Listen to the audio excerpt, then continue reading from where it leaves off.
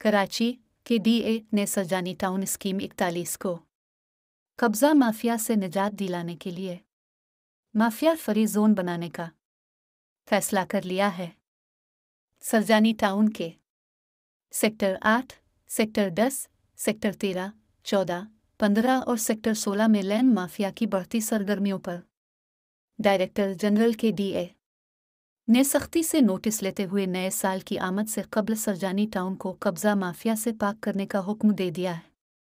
Rangers के जवानों पर मुश्तमिल 15 मोबाइल, पुलिस जवानों पर मुश्तमिल 25 मोबाइल, जबकि 40 लेडी पुलिस एहलकारों की नफरी, जबकि ऑपरेशन में हैवी मशीनरी भी इस्तेमाल की जाएगी। ऑपरेशन का आगाज़ 26 दिसंबर से शुरू किया जाएगा। ज़राए मीडिया न्यूज़।